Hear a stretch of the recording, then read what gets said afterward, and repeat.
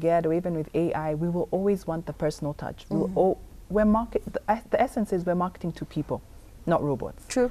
And because of that, we have to think of different places where people connect to what it is you're doing. So I'm a firm believer, yes, digital is one of the main ones, but never forget traditional marketing or like offline marketing. Yeah. Because you can actually convert quite a lot when you do the one-on-one or when you're aware of the offline marketing as well. And speaking of AI, Yes. as much as it has helped, as much as it's now very convenient to do things, to get your degree. Hi.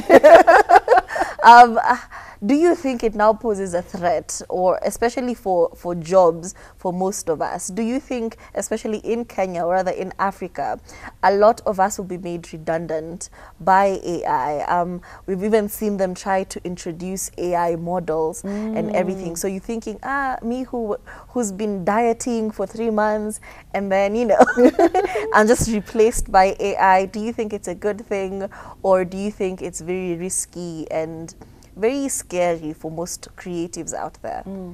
I think it's all those things. Yeah. Like, it's risky, scary, but it's also an opportunity.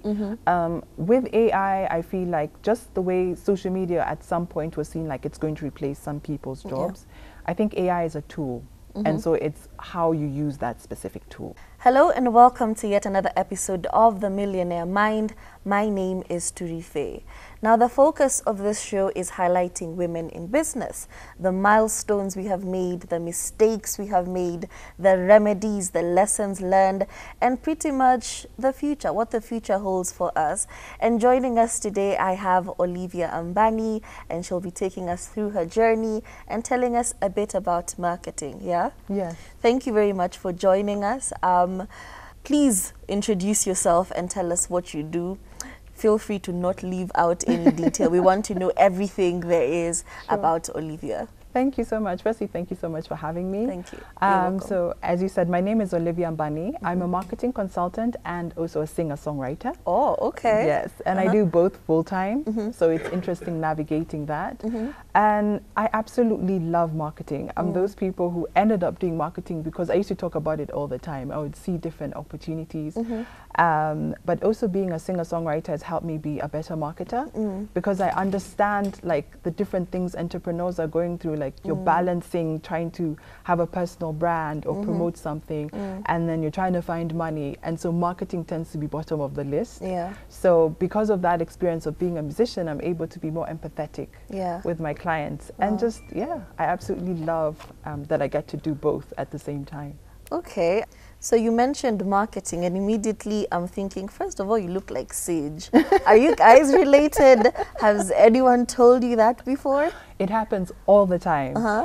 We're not related. We just happen to both be musicians who have similar features and actually style of music, but no. So we actually, when we first met, we were like, oh, twins. Yeah, twins. She kept like being told, there's someone who looks like you. And most times, you know, when people tell you someone looks like you, they rarely actually look like you. But when we met, we're like, actually, it's true. Yeah. It's a dupe. Exactly. So what exactly came first? Was it the music or marketing? And did you have to go to school for marketing and everything?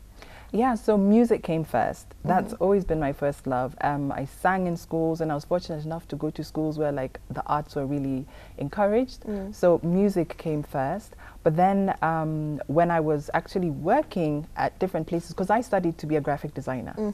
And so I got an internship. My first job was at Kiko Romeo, a fashion house. I know Kiko. Yes. Yeah. So I was interning there. And when I was interning there is when I got into marketing. Because what happened was there was opportunities. I just kept seeing things that could be done a little bit differently. And the owner at the time, Anne McCreth, she's really open to, like, if she sees someone who's proactive, she's like, yes, go on, do this. So it was at the time when Facebook was actually starting out or becoming more active. So she basically asked me, do you want to run the page? I was like, why not? So that's how I actually got into marketing. I didn't actually study it, but the different places I've worked over the years basically helped me hone my skills in marketing. Exactly. And funny you've actually mentioned Anne. That was my first modeling gig as a baby, as in very, very young. Wow. I think she saw something that other people did not see, and that kind of shaped the career, or rather how my life went from there. That's amazing. I mean, it's amazing. like I love how she's able to just like she takes chances on people, and she's like, yeah, I think you have something. She really goes with her gut a lot of the time. True, the whole tie and dye thing going on. Now, back to marketing. You have mentioned that you first started as a social media manager for Kiko Romeo. From then on, how did it progress, and how long have you been doing it for? Yeah, wow. So when I was working at Kiko, it was like 10 years ago, 2010. And so from then I worked for about a year with Kiko, and then I decided to leave and just consult. So do more graphic design and maybe a little bit of social media. Then I started working for a publishing house, again graphics, but then marketing again found me. But then when I think two major jobs really changed my perspective and made me think, you know, I can really go deeper into marketing. One, I was working for an online company that sells undergarments, and I was the PA, but then I ended up like running the business. And so marketing was so important. So I had to learn a lot on the job. And when I was able to make a brand that nobody knew kind of get known, helped me see, oh, maybe I have something in marketing. True. And then after that, I decided to full-time go into consulting. And I got, one of my first clients was Hiva Fund. So they're an investment fund that invests in creatives. And they were having an UNCTAD conference, and they needed someone to do like a social media campaign. So I was hired to do that. And it went really well, got my first ever trending thing on Twitter. And then they asked me to stay on for like a couple of years. So when I worked for them is when I really honed my marketing skills and saw that I could take so many different like content. I'm very big on content marketing. So I helped them basically build their brand from kind of being known to being well known, and people actually understanding what exactly do they do. So that was my journey. Then in 2019, I was like, okay, I loved working for them, but I really wanted to pursue my own things. That's when now I became a full-time marketing consultant. Awesome. And when you say marketing, especially to people, they don't really quite grasp what you're talking about, especially in our country. Let me just say our parents, or rather their generation. Because I remember starting out, especially in uni, I'd tell my mom, listen, I got this influencing gig, and it's paying me such and such money. She's like, you need to go on internet, you know, and they're very cautious to believe that it's sustainable, because the thing is, you'll get one gig, especially as a freelance influencer, you'll get one gig and then you go for a dry spell of 6 months, but you can't really explain what you're doing. So what exactly is it you do when you say, I work in marketing? So what I specifically do when I say I work in marketing is I help individuals as well as businesses be able to brand themselves, be able to find the right customer, and I guess be able to get more sales, because at the end of the day, that's why people market. So those are the three things I do overall. But specifically, I also niche by helping people build their confidence, especially with entrepreneurs. Because something I found is, no matter how many marketing strategies I give somebody, if they don't have the confidence or belief in themselves to be able to implement them, it affects the whole business. So I work a lot with solopreneurs and creatives to help them build their confidence, but also know what sort of marketing makes sense for their specific brand and business. Okay. And when you say creating content and building a brand and pretty much helping a brand pierce the market and be known better, we have seen a few campaigns that were very good. You can see in the boardroom, they got the concept. However, when it was put out for the public, they didn't quite consume it that way. And you find it was a hit and a miss. So what do you do when you do a campaign and it's not really well received? Or rather, how do you make sure that the campaign you're doing actually translates in sales? That's a very good question. I think the first thing I'd say, even before you have the campaign, it's important to understand why. Like, what are you trying to achieve with the campaign? And I think so many times people have mixed like messages, or they're not sure. So firstly, are you trying to increase sales? Are you trying to just do brand awareness of a specific product? Like, be really clear. And what would success look like when you do that campaign? And then the next thing... Oh, that's very important. Right? What does success look like to you? So, because you could assume, a lot of times people just say sales. Okay, what sales? Is it like 100,000 more in like this specific product? And I always like to ask those questions before, because they'll influence what type of campaign you do, True. who you're going to target. So it's first the before, like get clarity on that. Then when you're running the campaign, be open to adjusting as it goes. Because many times you can sit in our rooms or meetings and you're like, yes, this is what the customer wants. And then we've assumed for the customer. So it's all very well have the campaign, but then be open to adjusting. So give your campaign time and be open to customer feedback. So if people maybe are not responding, try and find a focus group. You know, these days as social media, it's really easy to do a Q&A of like, what did you connect with or what didn't you connect with? And then adjust accordingly. Because I feel sometimes we run campaigns, but we're not listening. Yeah. And we don't want to just be like, it's good, forget it, let's go. So being open to adjusting. And then the final part is being ready for the attention the campaign actually brings.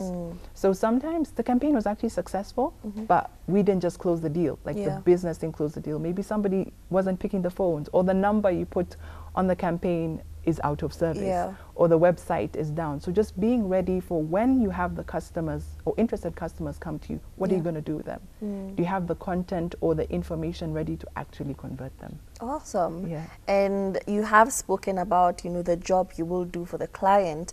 But before all of that, how do you actually get the client? How do you put yourself out there and say, your business is doing good, but I think you could do better. This is what I do. How do you, you know, pitch yourself to clients? Or is it based off of referrals? Or do you go door to door and just company to company putting yourself out there? Yeah, so there are many ways. So one of my biggest ways I get clients is referrals, because it's like when you do a good job, it's easy for other people to refer you. So that's one of my biggest ways of getting clients. But the second one is actually content marketing. So I actually started a series on my Instagram called Marketing Mondays, where I share tips on marketing. And it was born during the pandemic in 2020, because I could see businesses want to market, but they're just stuck. It's like, do I either pay for rent or do I market? True. And so my way of kind of giving back or helping businesses have more hope, I started showing them, even in the pandemic, this is what you can do. And that then turned into a series that I've had for about, I think, 3 years. And so that's brought me a lot of clients, because it's a way for people to see what knowledge does she have, what is her approach, and then they can ask me questions. And then through that, I found, like, because I used to post every Monday, it's like I would have at least 3 to 4 inquiries after every episode. So it's just also helping the client kind of test the product or get an idea of what it is that I do. And then the last one has also been like doing like interviews like this and panel sessions. They are really useful because they raise awareness of who I am, and then people can come to my social media or inquire, and then I can close the deal that way. Awesome.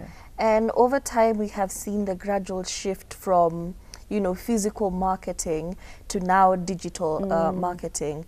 And it's gone from you putting out a billboard out there, or you hiring, we won't mention that place that has a lot of people in vests walking around carrying placards and everything. You know, it's gradually shifted from that to digital spaces.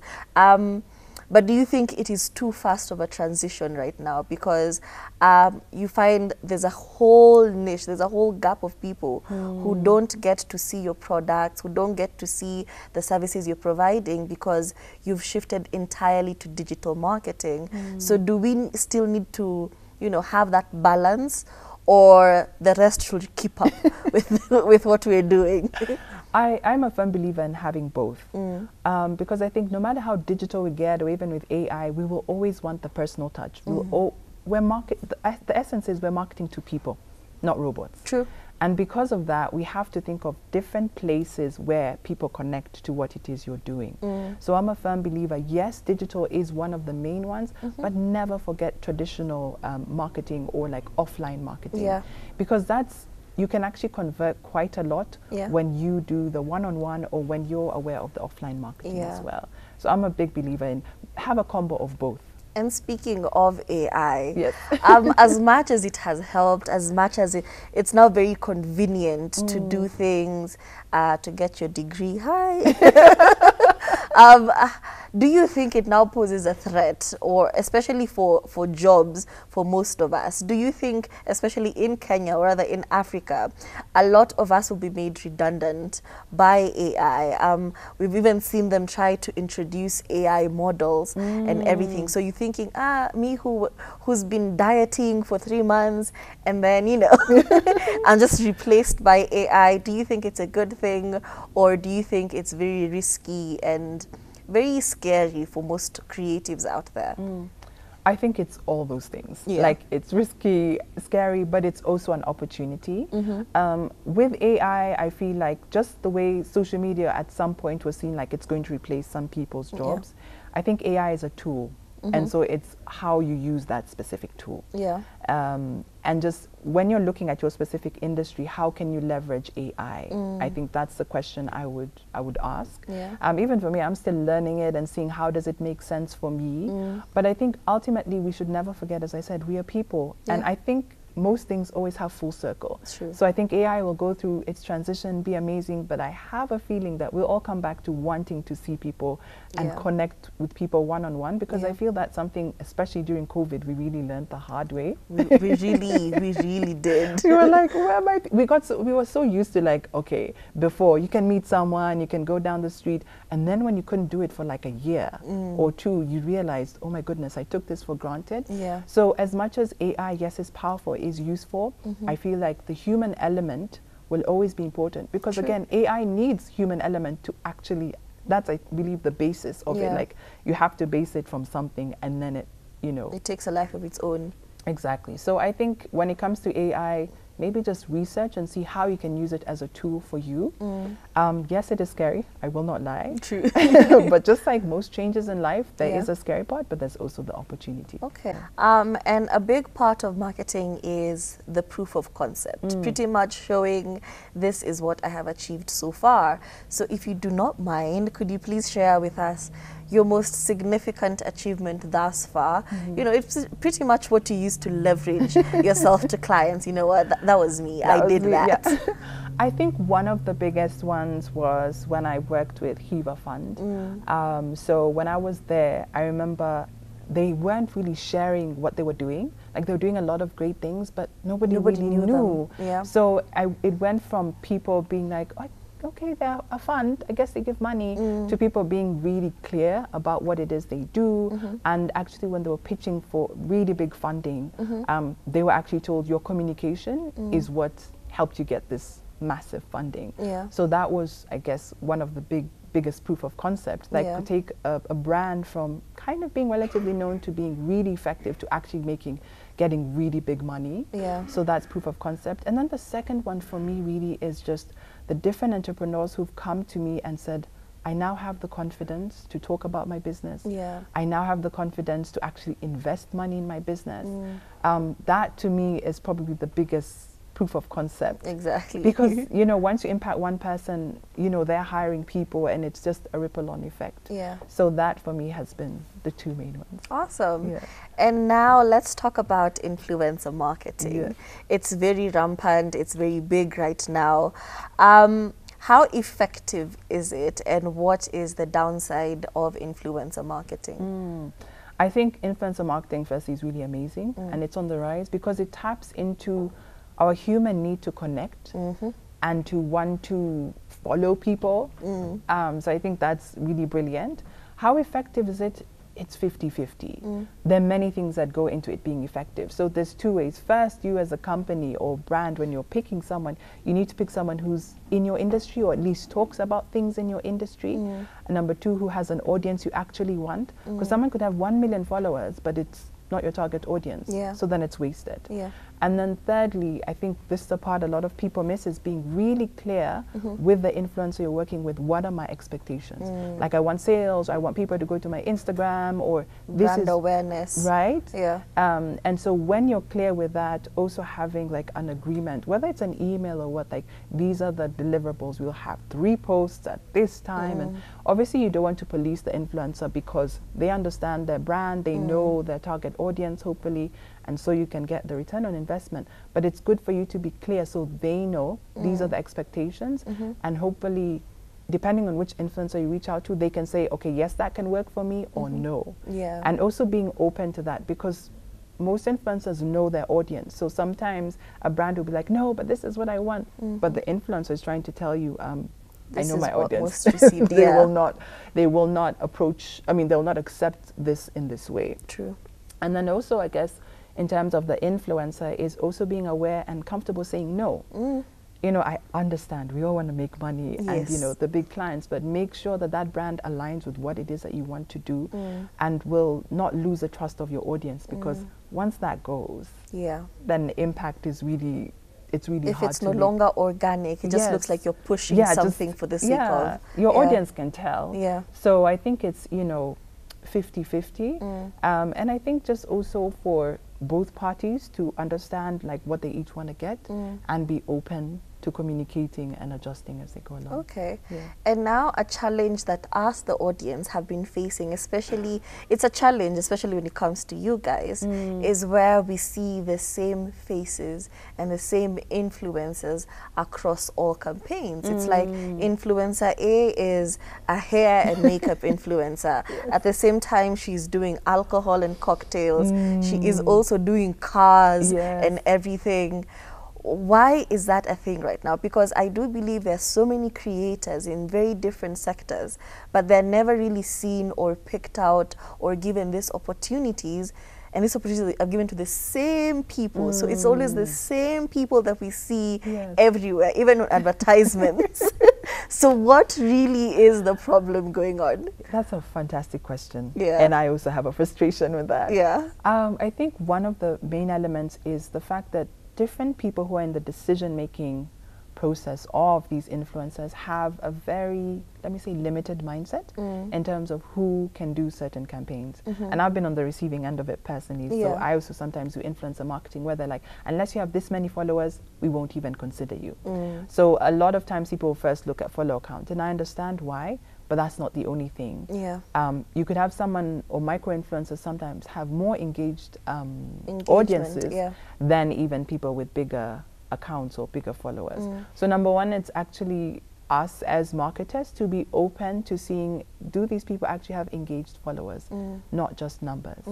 And then secondly, taking a chance. Yeah. You know, sometimes people get a bit lazy and they're like, oh, it worked with this person, so we're just going to go to them and it's okay. Like taking a chance and wanting to grow with an influencer, because you're right, there's so many creative, amazing influencers, and three, doing the work of actually curating and forming a list of different influencers instead of just copying what everybody else is doing. So I think it's a challenge to us as marketers to do more work, and then also to be open to trying, but also to manage the client. Because sometimes the client's like, no, I want this person. Yeah, I don't want that You know, person. so also talking to them why. Sometimes there's a lot of education that's needed. Explain to the client why you feel this person would be better than somebody else. Yeah. Awesome. And what would you say are some of the challenges you have faced so far in the industry? And because the focus of the show is women in business, so as a woman in the marketing industry, what are some of the challenges you have encountered? Ooh. It's a heavy question. It is a heavy question. Yeah. Wow, there's a lot. So let me see how to frame this. I think one of the main challenges is actually like, one, actually it's a personal challenge of believing in myself and not doubting that I am capable. I find like when I see my male competitors or like people who are in the industry, they're very like, yeah, I can do it, whether they can or not. Like it's just a very different mindset. But I find me as a woman and fellow other female entrepreneurs, we're like, unless I know 100% of how to do this job, I will not say yes. And so I'm learning to tell myself 50 is enough. Like even 50% is enough. Say yes, and you can learn on the job. You don't have to know everything. So one was really overcoming self-doubt from me. And then two, I guess as a woman, there's certain like maybe things that people assume you're just not going to be good at. So I found when I was, let me actually bring in my music side to this. So when maybe you're doing a show, when you're trying to advise in terms of a technical aspect of sound or talking to certain things that are maybe seen more as male, Yes. because you're doubted a bit. Yeah. So it's about kind of almost enforcing and being like, no, I know what I'm saying. Mm. This is exactly what I want. Yeah. And even in marketing, just learning how to navigate different people's opinions and views of women, to make sure that it doesn't matter what they think. You are here to do a job, Yeah. and you're competent. True. Yeah. True. Very true. Well said. And because at the end of the day, the goal is to have some money in your pockets. How do you make sure that you always have the competitive edge, that you're always the one who comes out on top, that at the end of the day, I'll get that client? How do you make sure you're always the one who comes first? Yeah, I think the first thing, or one of the things I've learned, is paying attention to the client. What are their needs? What problems do they have? You know, how can I communicate to them? So I do, yes, I look at what the competitor is doing, but I look very strongly at the person I'm trying to target. Because if I can speak to their need or to their problem and show them how I can solve that problem, and then that I'm empathetic, because as I said, we're working with people, I tend to end up getting the client 95% of the time. Because I find that people want someone who's not just going to like say, okay, this is what you have to do. I'm actually paying attention to like, where are you in life right now? How much can you actually afford? Where is your business? So it's about just paying attention firstly to the client, and then learning to be more niched. So I work a lot with creative entrepreneurs and also women. Those are the main. I do have men as clients as well, and I do have people outside. But I've learned that my niche works really well by working with specifically women entrepreneurs and people in the creative sector. So being comfortable and targeted means that when I'm marketing or I'm sharing the message of what I do, it's very easy for me to then tailor it to those two specific people. Yeah. And there's this issue of relevance where influencers and creatives will pretty much do the most to just stay relevant. And you'll see ad campaigns that are put out and you're like, that is very tone deaf, you know. You're like, who approved all of this? Yeah. So what would you say to a company or a brand, especially if you're working with a creative personally, and you're telling them, please do not do that again on social media? How do you handle the issue of staying relevant in a very finicky market where you know, people's minds change and tastes change overnight? You know, right now people are doing very mean jokes about the submersive, and you don't want to laugh, and you don't want to put out a joke out there that could affect your brand just because, you know, that's what's trending right now.